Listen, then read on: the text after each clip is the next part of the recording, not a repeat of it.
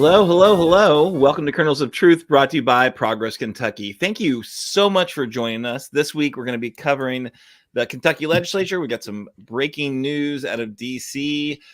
We are actually wrapping up day 45 of the 60-day session, and we got some highs, some lows, a moment of hope, perhaps. And then we got a great returning guest this week, Jamie Lucke, the editor of the Kentucky Lantern, a media outlet that does an amazing job covering the legislature. We're going to hear about how the Lantern functions in this time that is so tough for news media. Get her take on the big stories that are happening in the legislature right now. Then we're going to close out with our call to action. But first, are you ready to help turn Kentucky purple? As the bad bills pile up in the Kentucky House and Senate, it's clear there's still lots of work to do in our state to win better electoral outcomes for our Commonwealth. We hope you'll support Progress Kentucky in our efforts to do just that. Make a contribution right now via our secure online website. Let's go ahead and act blue to help turn Kentucky purple. $5, $50, $500. It all adds up. Make a donation at whatever level you can, because I know that, like me, you are probably awfully frustrated watching these 45 days of the session proceed, knowing that there could be even tougher times ahead before we wrap up. So let's do what we can to make things better. All right, but let's now check in with our co-hosts. Let us know who you are, where you are, and what are you protesting today? You there on the internet, we mean you as well. Let's hear what you got. What are you fired up about? Maybe the Super Tuesday results, maybe what's happening in DC. Go ahead and put it in the chat while we are sharing ours. My name's Aaron. I'm coming to you from Childsburg, which a lovely deed-restricted community in the outskirts of Lexington. My sign says, doctors and voters agree abortion is maternal health care. Bit of a teaser for some news of the week coming at you soon. Very excited, though, to turn to a new co-host, but a familiar individual, if you've watched our show through the years.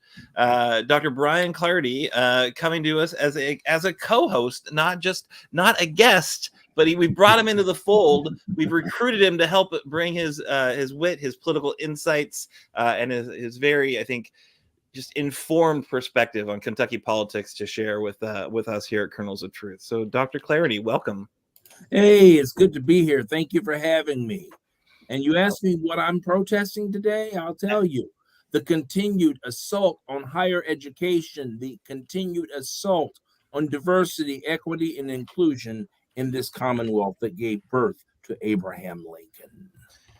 Ooh, yeah, that's a good one. I think that's absolutely worthy of our ongoing protest. We've talked about those horrible efforts a number of times on this show as the session has proceeded, because it does not seem like the GOP supermajority has given up on their efforts at this point. And then a very, very familiar individual, Nate Orshan. Are you there?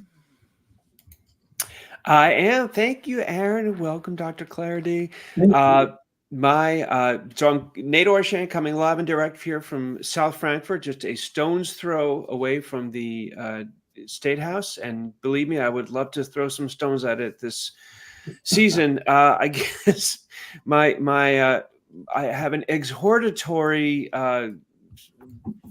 protest sign, so it's kind of loud. So it's all it is call the Kentucky Legislative Message Line at 800-372-7181 and oppose any Republican bill. That's it. That's what we got. Now, I think we've got a couple of bills that aren't that bad. that are, okay. I think we're gonna need a tiny bit finer of a point on it. But the odds are in your favor. The odds are absolutely in your favor. Yeah. All right. So you watching, go ahead and share. If you've got a protest sign, put it in the chat whenever it comes to you, if it's something we bring up later, maybe. But what we're going to do now is we're going to do news of the week. We're going to start, I think, with Washington, D.C. Dr. Clardy's got some news he's going to share, and then we'll bring it home to Frankfurt with a couple more stories about the legislature. So, yeah, you want to kick us off? And the breaking news is that the Republican Party has sold out to the MAGA crowd. This morning, Senator Mitch McConnell, who has no great love for the 45th president of the United States, endorsed the 45th president of the United States for the office of president of the United States. This is such a troubling development. There was once upon a time when Mitch McConnell was considered a sensible, pragmatic Republican. He did not get on the Trump train early in 2016, reluctantly did so in 2020. And now, since Nikki Haley has withdrawn from the presidency, now he's formally on board. So his final capitulation, his final sale of his soul to the devil is now complete. It's just such a weird move, right? Like, because he went from the guy on the floor of the Senate talking about how, Trump was morally and, personally responsible for the insurrection, and, to like this. It just how did we come to this? I mean, to paraphrase from Talking Heads, how did we get here? This is so surreal. And when I saw that this morning, my heart and lungs just dropped onto the floor. Oh, yeah. Because not even Nikki Haley has endorsed him yet, which, I'll talk about that later. I missed her statements. I saw that she was suspending her campaign, and I know that's not a kind of clear tie to Kentucky politics, which is the lane we like to stay in. Right. But I was very interested to see if she was going to endorse Trump or how she was going to play that. But, even she has had the personal integrity not to do that right away. But Senator McConnell, not so much. It just seems weird. Like, hey, I'm retiring. I'm not going to be around to, be the Senate leader anymore. So he doesn't have to have the kind of be held in high regard by the Republican rank and file in the Senate, so why do it? I mean, I guess. Hey, Mephistopheles, my soul is yours. Take it. Take it. Oh, wait. Oh, we just got a phone call. A jellyfish is calling in, and it wants its spinelessness back. Yeah, this just in. I like no that. soul. He had no soul. Yeah, no soul. So yeah, I think there's another fairly remarkable Kentucky Politico crew that endorsed Trump today as well. And not only that, the Attorney General. Now, this is so galling. The Attorney General, who was just recently sworn in, just recently elected, Russell Coleman. Of course, has endorsed President Trump. He took to Twitter to share that he and 3 other Republican statewide constitutional officers were endorsing Trump. Now, get this, a former U.S. attorney, endorsing a defendant facing 91 criminal charges. Mm-hmm. Can you imagine that? A lawman supporting someone who is clearly lawless. And especially galling, he chose to use in his endorsement the phrase, "to secure our borders, we're united in endorsing President Trump." Okay, now I'm thinking he's banking on Kentucky voters not realizing that Trump forced Republican members of the Congress to reject a bipartisan border compromise so that the president would not get a political win, with the bonus that his pal, Vladimir Putin, is able to go after Ukraine as its army continues to run dangerously low on supplies. It's a win-win for the oath-breaking, I love that phrase, the oath-breaking insurrectionists, and also a win for the Kremlin. It's an oath. It is a victory for autocracy everywhere. And this is a very scary development. Anyone that says that politics is not local is fooling you. Now we have our own state-elected officials now co-signing onto this. Yeah. I just like really gross to some degree. I know, he's a Republican, and that's what Republicans do is they endorse the Republican, candidate. But he is an attorney, former U.S. attorney. You'd think that he would have respect for all the other U.S. attorneys that are bringing charges against Trump right now. The top cop, like maybe sit this one out. But I guess not. The other thing that I thought was really interesting in the text of the tweet, it's his fancy graphic or whatever they threw in there. They're united in endorsing President Trump, but it's not actually all the statewide Republican elected officials.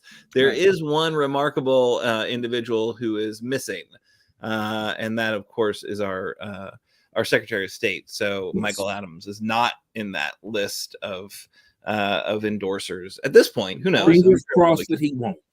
Yeah. Yeah, I don't know. We'll see. So he seems to have had a pretty good track record. Although, did he endorse in 2020?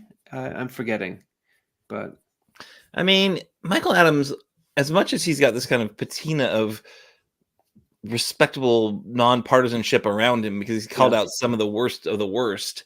The guy was an attorney. He was actually Nikki Haley's election attorney, right? So he had like a side hustle. He also was, an attorney at the Republican Governors Association, and they're just, part of the bipartisan, or a part of the partisan like machine, really. So I don't know that he deserves very much credit, but if he doesn't endorse Trump, I'll give him some. That's for sure. But if he doesn't endorse Trump, he can kiss any wishes to become governor goodbye, because MAGA Kentucky will not forgive him for that. The Republican base will not forgive him for that. Yeah. Oh no, and Trump will know. Trump, like, he keeps a list, right, or his people or whatever. But yeah, it's definitely sad state of affairs here. All right, you are right. MAGA takeover seems quite complete. Nikki Haley is now dropped out. It's all MAGA here on out. All right, so let's get to Frankfurt. Let's talk a little bit about a few different things that happened that were, I think, fairly remarkable.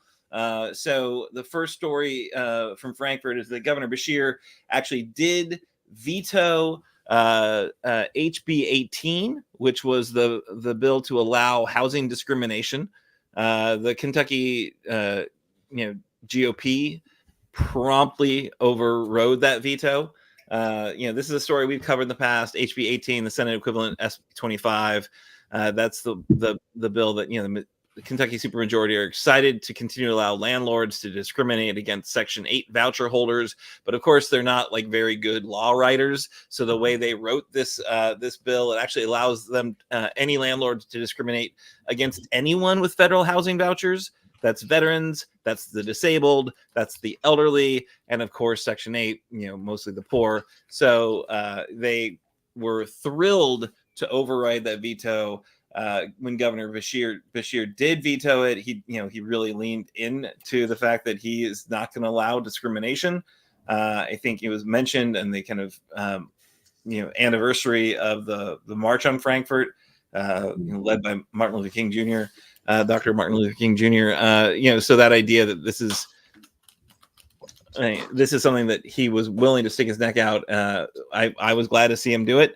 I thought it was also remarkable, in the discussion about the bill, a friend of the show, Representative Daniel Grossberg from Louisville, kind of mentioned, I think his quotes, he finds it ironic that this body often speaks about local control, and here we are wresting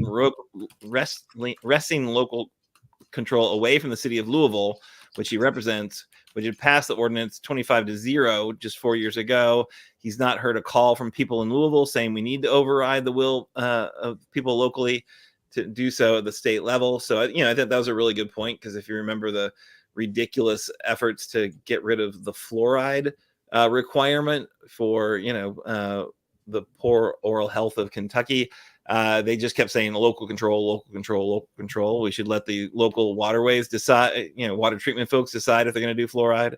But, local lawmakers decided in Louisville and in Lexington, they were not going to allow discrimination in the housing space. Yet the Republicans were more than happy to overturn that. So I don't know. Did you guys watch this story play out? Anything you want to add? It just seems ironic to me. The Republican Party is full of so many different contradictions, among other things. What is that? A foolish consistency is the hobgoblin of little minds, Dr. Clarity? I We think could do some hobgoblins. No doubt. I do feel like thof lousy with hobgoblins there. Scary. Nate, what do you think? Oh, no, all of the above, and it's sort of like the hypocrisy unending. But it's not, again, it's not about principles. It's not about adherence to this, that, or the other. Strict originalism, it's just about raw power, and whatever I can do to get it, I will do. Whether I tell my mom I love her one day and then hate her the next, as long as I've got mine, don't worry about his. So thank you for coming to my TED Talk.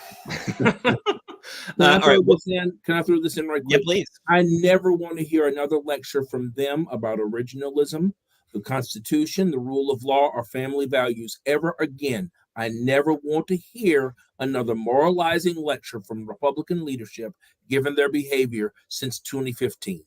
And even before that, honestly, but especially since the Trump era.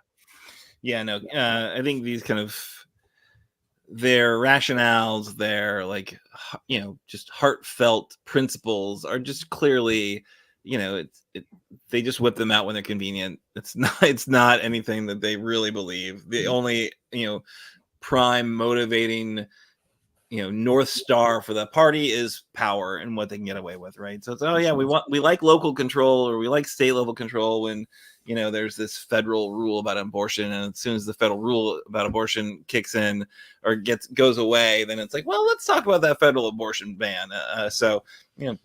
Mark my words. But I think on that note, I did want to mention something positive did happen. So the Momnibus passed the House unanimously. The Momnibus, if you folks recall, is a maternal health bill. When we had Representative Sherilyn Stevenson on the show back at the beginning of the session, she mentioned this bill is one that gave her hope. And the bill expands coverage for mothers through the Health Access Nurturing Development Services, or HANS program. It allows for home visitation programs to be available up to 3 years after a child's birth, educates mothers on topics like benefits of breastfeeding, safe sleep for infants, lactation consultant equipment, which is pretty cool. The bill also aims to address the lack of mental health care available for pregnant women by implementing a new psychiatric access program called Lifeline for Moms. This is a big win. And I think, in that idea, I know we just refuted the idea that, Republicans have any actual kind of compass or, deeply held beliefs. But I think this was just jujitsu, like some of the, Democrats calling these women Republicans on their quote unquote pro-life views, right? Because, this is actually very, very pro-life, right? This is the idea that moms need more support. They need more health, support for their kids. And this, I think is a big win. The bill now heads to the Senate. But we also, despite OBGYNs celebrating the Momnibus, a big number of Kentucky doctors came to the Capitol last week to ask to overturn the Kentucky abortion ban. So I think a group representing close to 300 doctors in Kentucky came to Frankfort and, called for the overturning of Kentucky's abortion ban, which, in this case, doctors and voters agree, because I will never get tired of reminding everyone that, the statewide election that also sent Rand Paul back to Washington, D.C. to represent Kentucky, voters statewide said, we want a constitutional protection for abortion in our state constitution. We believe that is there. We want it to be there. And we are rejecting your efforts to explicitly, enter in something to the state constitution that would, remove that protection for abortion. So, it was great to see these doctors stepping up, talking about how, you have to have healthcare options. Pregnant women often need abortions because of the life of the mother, the situation with the child absolutely threatening the life of the mother. And this is something that, Kentucky just has a blanket ban on, basically. And despite the most recent election when, Governor Beshear and of course Haley, the woman who survived, being raped by her, stepfather at a very young age, who made this issue front and center for voters for the governor. I think people very clearly said, we want options here. The Republicans, said, "Oh yeah, we should probably have some exemptions," which they have not done anything on. There's exemption bills exist in the legislature. They are not moving anywhere right now. So again, it's like there's just no options in the state of Kentucky, and these healthcare providers showed up to remind lawmakers of that very fact. So great to see these doctors standing up to remind lawmakers what's up. I'm not sure they'll listen, but I think it's great that they're up there reminding voters, especially, right? If we want things to be different in the Kentucky legislature on issues of choice, we have got to get different legislators under that dome. I think it's as simple as that, and that's something we need to be asking folks who are running for office, folks who are in office, why they haven't done more to reflect the will of the voters. So yeah, any thoughts on this one?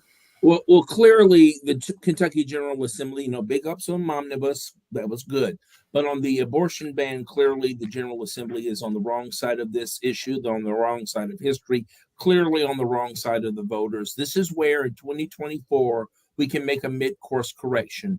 And I publicly challenge tonight the Kentucky Democratic Party, particularly our chair, Coleman Eldridge, to make this issue front and center. Reproductive rights in 2024, and make this an issue as we go to vote in the elections for the Kentucky House and Kentucky Senate. We can easily flip the General Assembly if we really, really want to, and get behind progressive Democrats who want to make sure that women have reproductive choice in this Commonwealth. It is possible. Yeah. I like to hear that gauntlet thrown down. Coleman Eldridge, will he respond? We had him on the show once, so maybe it's time to have him on again and to see a bit of a challenge on that issue. Because I think you're right. It's the voters have shown, their will very clearly, and they just have not been given, I think the kind of certainty of their options that they need. Right? It was very clear in the governor's race. Andy Beshear has not been shy about his support for for abortion care as healthcare, and of course his opponent was not shy about his position, although then he got pretty at the end he got a little bit squeamish about being honest about his track record, and so I think it is something we just need to put it front and center of every election, every race. There should be like a pledge that candidates can take to show very clearly, if elected, I will support, changing the laws in Kentucky around abortion access. No doubt. Nate, what do you think? I second that motion. I mean, again, it sort of comes back to the hypocrisy thing about the party that considers itself pro-life, never really doing enough for the living kids, whether that's funding education, or higher education when they grow up, or daycare, parental leave. There's just no ending of issues that a so-called pro-life candidate could challenge, or legislator rather, and bring up and try to get over the finish line. But sadly, I don't see much of that happening. So here we are. Yeah. So more stories to come. We've got 15 days more of the session. They've got their veto break, and then they'll come back for a couple of days before sine die. I am sure there will be more things we want to talk about.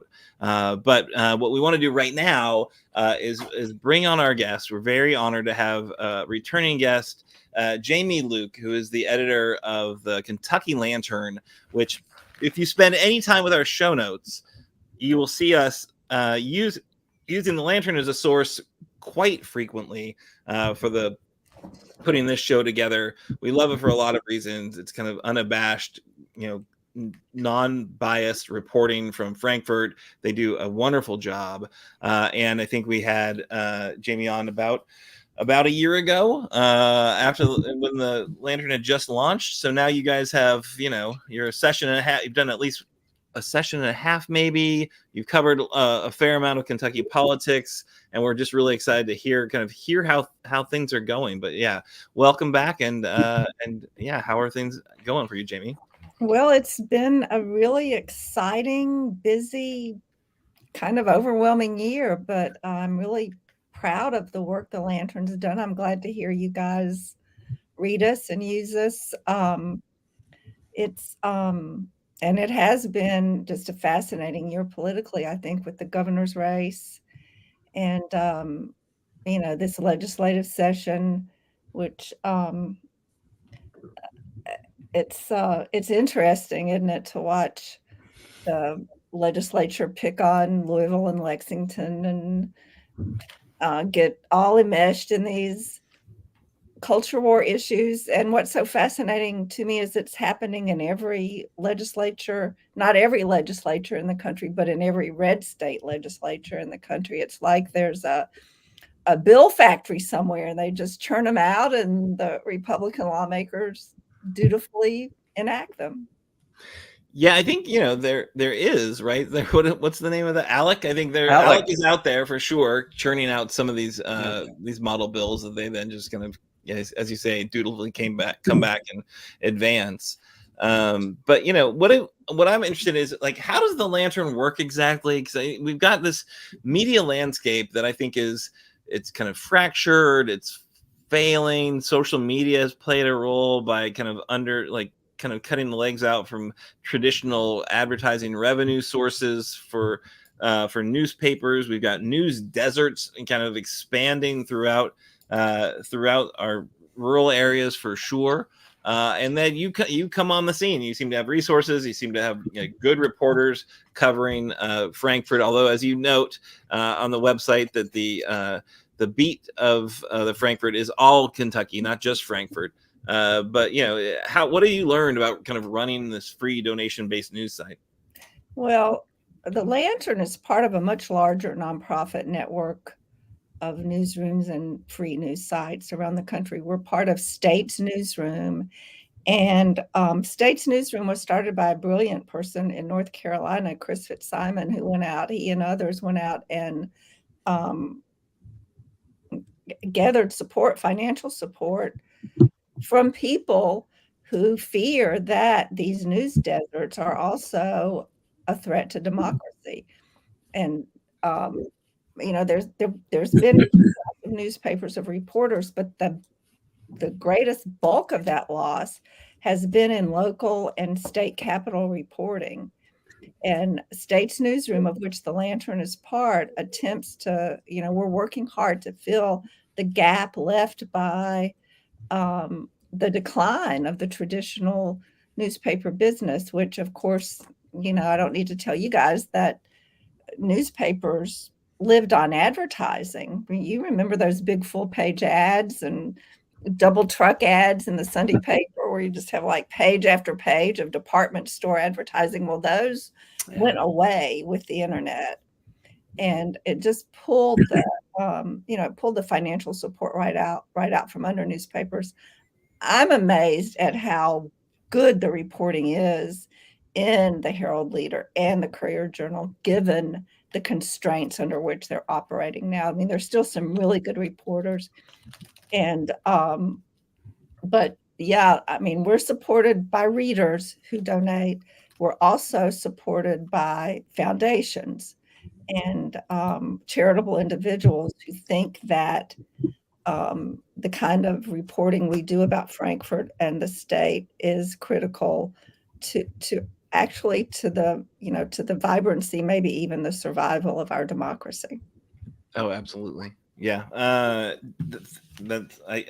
could not agree more. The importance of having that information readily available to voters, the constituents who would otherwise just be kind of kept in the dark, besides like the newsletters that lawmakers maybe send back, which, only the highlight reel and doesn't really get at the true motivations for half of what they're doing. Dr. Clarity, a question for Jamie? Yes. First, I want to congratulate you on the positive work that you're doing. I've been reading stories out of the Lantern, and I'm very, very impressed. Keep doing what you're doing. Thank you. My question is, what do you think is going to be the biggest story, in your view, coming out of this session of the General Assembly? Yeah, that's a good question. And, I think, to me, in some ways, the biggest stories are the things they're not doing. as much as what they are doing. Because I mean, what they're doing is they're attacking. They're trying to turn back the clock and deny history and end, diversity, inclusion, Yes. equity in institutions. But I don't know. I mean, do you think you can really turn the clock back on that? I'm not sure that you can. And as usual, they're obsessed with sex. They've got, various restrictions on adult-oriented businesses and drag shows, and they want to show kids some propagandistic anti-abortion film and call it health education. And that one I really don't think will move. But yeah, I mean, they're obsessed with this stuff, but they're not doing anything about the teacher shortage in Kentucky, which I think is genuine. They're doing very little to try to, shore up our teaching force. The budget, we have this gigantic surplus, but, the budget, they could do a lot more, for infrastructure and education and things like that in Kentucky. But I think what they're actually trying to do is tee up another income tax cut. So if they can keep that surplus really big, then they might meet the trigger for another income tax on the way to eliminating Kentucky's income tax, which is the eventual goal. Yeah, I mean, what do you think the biggest story is going to be? I guess like I'm at the point now where I've been editing so many small stories, I may have lost the big picture. I kind of alluded to it earlier tonight, and you kind of hit on it too. The attack on diversity, equity, and inclusion, using that as the new boogeyman, whereas in the past it had been critical race theory, where it had been wokeness. Now it seems as though the big story to me, and I totally agree with you, is that Kentucky's becoming Virginia and Texas and some of these other states, and that is a very troubling development. Yeah. All right. So one question I've got for you, Jamie. So you've obviously been in Kentucky covering our political system, or just covering since before the Lantern, right? So you're forever. And doing lots of different Kentucky journalism in different ways. But so from the Lantern's perspective, you're midway through the second session. You've covered a statewide election. What's your assessment of the state of Kentucky politics, right? We've got one of the most popular governors in the nation who, I mentioned this earlier, stands up proudly for abortion rights, proudly for LGBTQ plus individuals, for civil rights, huge EV champion, which is being, now turned into a political fight as well, versus one of the most kind of bright red legislatures in the country, as we just discussed, seeming to go out of their way to like pick fights with every social issue possible.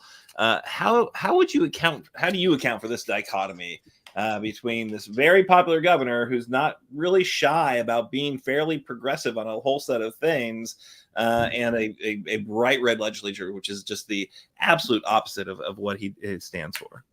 Well, really, in a way, it's right on brand for Kentucky. We're the classic border state. I mean, it's almost like the things that divided us in 1860 when, brother fought brother and father fought son.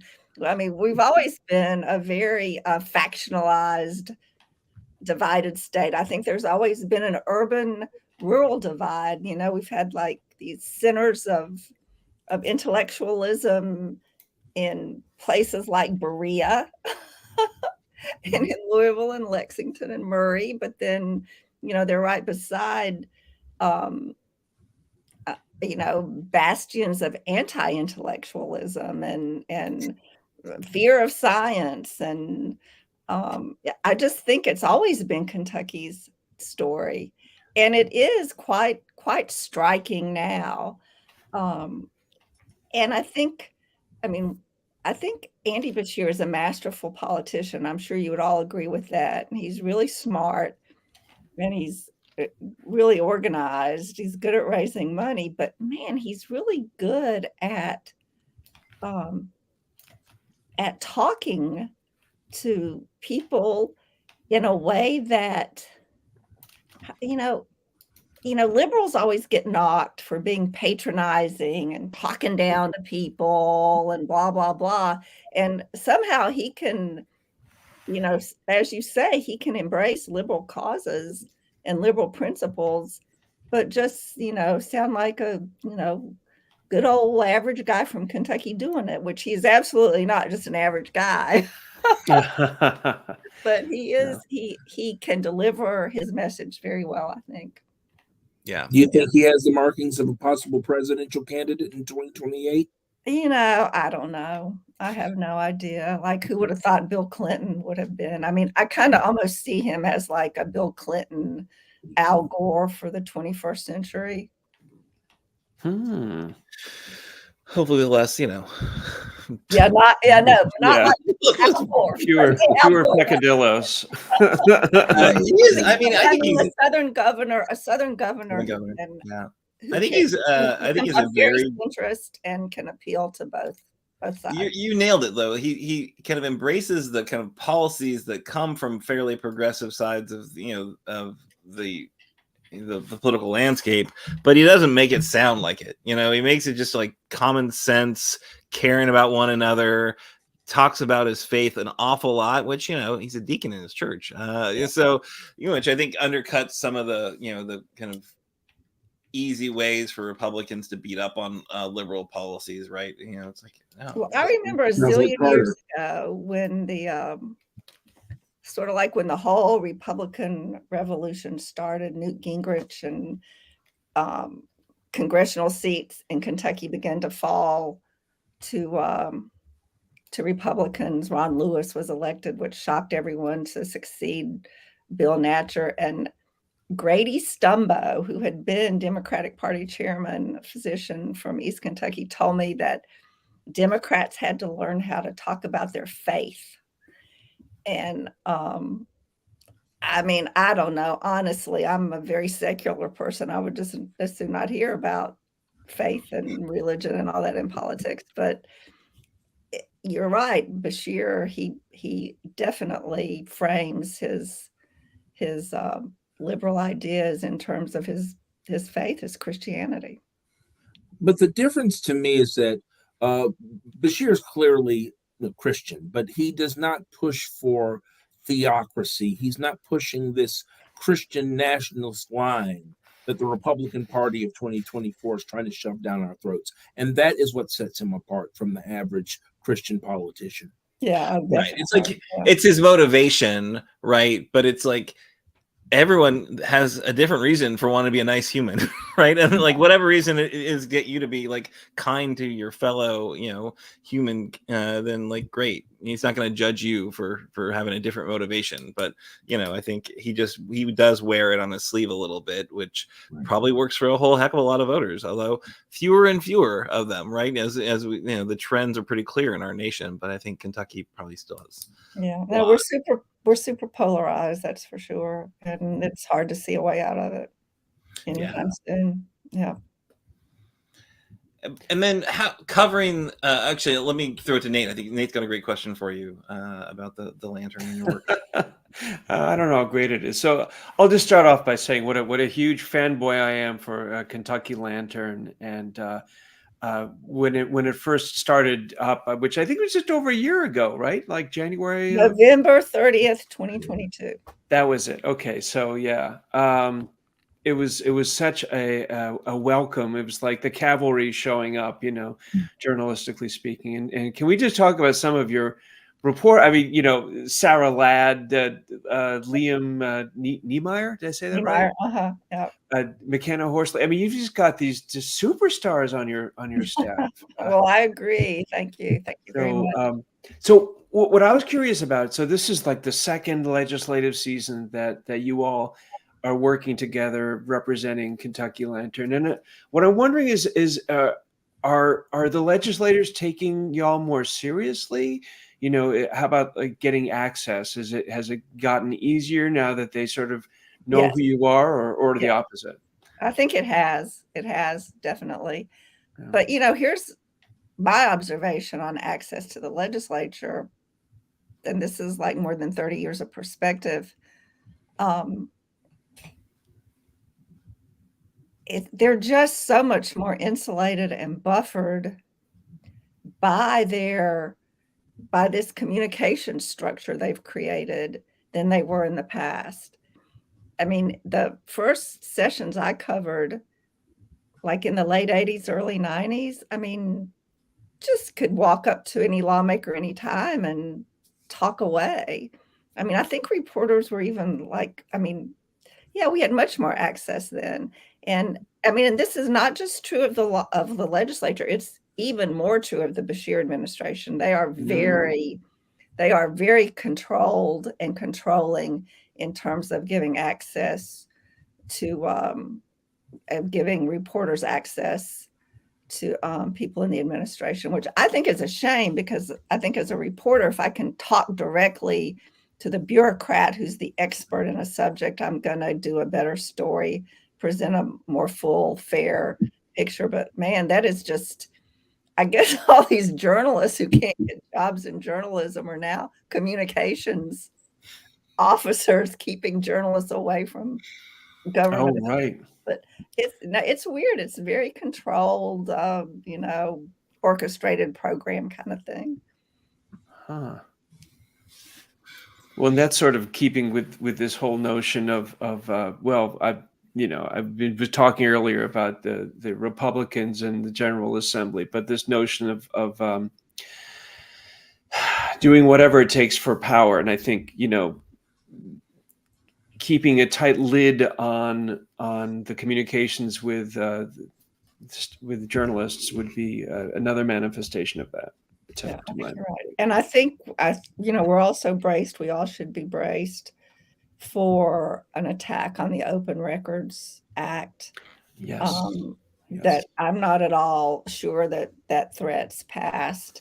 Yeah, what is the latest on that? The authors said that they were going to make some changes. Did those changes get made? I mean, I know there was a bill. The bill comes up in committee tomorrow, and we'll find out if changes get made.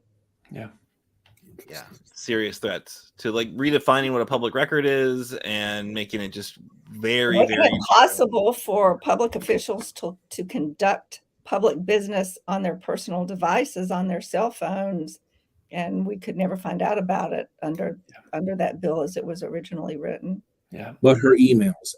I'm sorry. Yeah, right. Mm-hmm. Yeah, definitely an issue to watch for sure. Well, and then I kind of an angle on Nate's question. So now that they know who you are, is that like a good thing, or they're like, oh no, they're going to be like really rough on me, and so I'm going to stay away from the Lantern? Or are they more open? Because again, it's like just such a hyper-partisan environment. There are very few. It seems to me, at least, very few Republicans in that supermajority that are, like willing to just be honest and be truthful and do what they think is the right thing to do. Right. I think that Danny Carroll's and Whitney Westerfield, kind of, there are fewer and fewer of those types there. And the rest of them are all kind of a party line, as Nate said, just all about power and mostly taking away the governor's power, it seems like. So now that they know who you are, what's their response to you? Well, I really can't complain. And I think that, we are very even-handed, and we want to hear what they're thinking. We want our stories to include the points of view of everyone who's involved. And, I think maybe that has, I think that's helped us get lawmakers to talk to us, because we print what they say exactly as they say it. And it's not I don't think, aside from what I was talking about, just this kind of controlled atmosphere of wanting to issue formal statements as opposed to just engaging one-on-one, I don't feel like we've been excluded from access to the lawmakers. Now, okay, also, like always, the media are excluded in those final days when they're in the closed conference committees, cutting deals and putting stuff into law. that no one will know about for a few weeks, if then. And so, I mean, that's coming up. That's gonna be right here before we know it, and that's always a challenge to to figure out what's really going on. Piece together what is actually happening when they're not letting you in to watch the deliberations. Absolutely, yeah. Well, and I do think, obviously you guys are not Huffington Post or something with a kind of clear bias at all. I think you guys are like a just legit news source and do a really great job of covering and giving us the information we need. That's probably Danny Carroll right now calling you to tell you. It was spam. It was spam. We're pretty sure that Danny Carroll watches this show because we railed against the lack of funding for childcare, and then the next week he'd introduced his bill. So, but yeah, thank you so much. We really appreciate your time. We appreciate the work you're doing, and I think it's often a thankless task. So I want to go out of my way to say thank you and keep up the great work. Yes. And we're here whenever you want to talk to our little audience about what you're up to, but we'll probably bug you, over the next, political season for sure. I hope you do. And tell my friend Liam Niemeyer said hello. I will. And you tell Barry Craig I said hello. Absolutely. Okay. Thanks. Awesome. What a gift. Really do. I think we've got some amazing assets in this state and some folks who do just really important work, and we're really pleased to be able to bring them to you, and Jamie Lucke is absolutely one of those people. So all right, what we're gonna do, I think we're gonna do a call to action, and then we're gonna kind of close out the show. And this one we're gonna do a little bit different. I'm gonna tell you what we're asking you to do. I'm gonna ask Dr. Clarity to provide a little color on that one, because it's an issue that's come up a few times this show alone, let alone the other shows where we've covered it. So as everyone knows, the legislative comment line is an amazing resource. We want you to use it. We want you to call the friendliest people in Frankfurt, oppose SB 6. That's the bill to end DEI programs in Kentucky colleges. It's still live. It's still in the legislature. It passed the Senate. So please call the comment line between 7 a.m. and 6 p.m. and urge your representatives to reject the anti-DEI measures that are being considered in the legislature. That's 1-800-372-7181. This is, again, it's past the Senate. So despite it being SB 6, call and ask your House representative to vote against these anti-DEI measures that are being considered right now. Dr. Clarity, as an educator, as somebody who works at Murray State, a really important educational institution, what would it mean to Murray State if this bill passed and if they had to get rid of all DEI measures at Murray State? I think it would throw us into free fall, and that's what I'm afraid of. We are not a monolithic society. We do not represent just one racial or ethnic demographic. We are a very diverse and very vigorous and very multicultural, multi-ethnic, inclusive society. And our laws need to represent that. The Senate Bill 6 is not just an attack on academic freedom, and it clearly is. It's going to dictate what I can teach, what I cannot teach, people that we can hire, people we cannot hire. It's more than just that. Senate Bill 6 is an attack on our humanity, our collective humanity, because the world is a changing place. It's a very dynamic place. And I don't want to see the Commonwealth of Kentucky going on record as saying that we're going to ignore those realities and roll back decades worth of progress that we have made in this Commonwealth. That would be a tragedy. Amen. 1-800-372-7181. Call the legislative message line. They are open from 7 a.m. to 6 p.m., I believe, and urge them to reject the anti-DEI measures being considered in the legislature, specifically SB 6. Excellent. I just want to say thank you, Dr. Clarity. Thank you so much for coming on as a co-host. We'll have you back next month, schedules permitting. But we love your perspective, and thank you so much for bringing a voice from the other side of the state. We're going to get this full coverage here. As For I sure. said, guys, you know where to find me, and I look forward to coming on again. I'm sure that between now and next month, we are going to have a whole lot to talk about. She's got a lot to talk about for Yeah. sure. Lot to talk about. So much to talk about, and it'll probably a lot of it'll be horrible, and it'll be just like Yeah, group most therapy, likely. like talk therapy of us dealing with the legislature and all the horrors they have wrought on our fine Commonwealth. But No doubt. thank you, Dr. Flaherty. Thank Nate, you. do you want to close out? Do you want me to close out? How do you want to manage this? I will close things out. Well, you did it. You came to another glorious episode of Kernels of Truth. And now it's time to tell you that Progress Kentucky is a nonprofit organization registered with the Kentucky Secretary of State. We were talking about him earlier, and organized as a 501c4. We are affiliated with the Indivisible Project, the Commonwealth Alliance for Voter Engagement, that's CAVE, and we are also proud members of the Forward Kentucky Network. Yes, hello, Bruce. Progress Kentucky's goal is to educate, organize, increase voter turnout, and advance a progressive agenda through civic engagement. Join us again next Wednesday at 7 p.m. Eastern Standard, or 6 p.m. Central, for another exciting episode. Production of this episode, which, by the way, I just learned is 152. What? 152? Wow.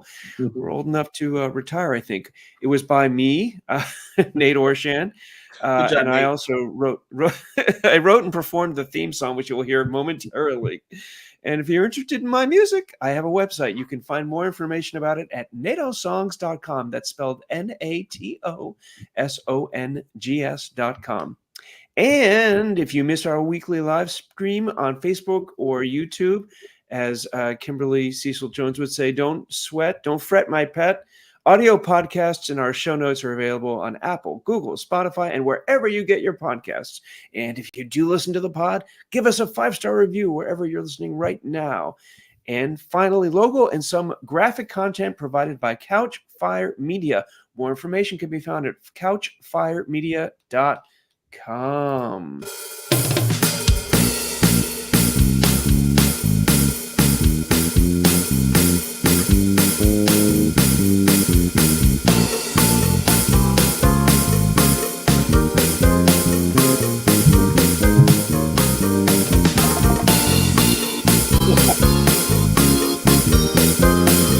Jazz hands.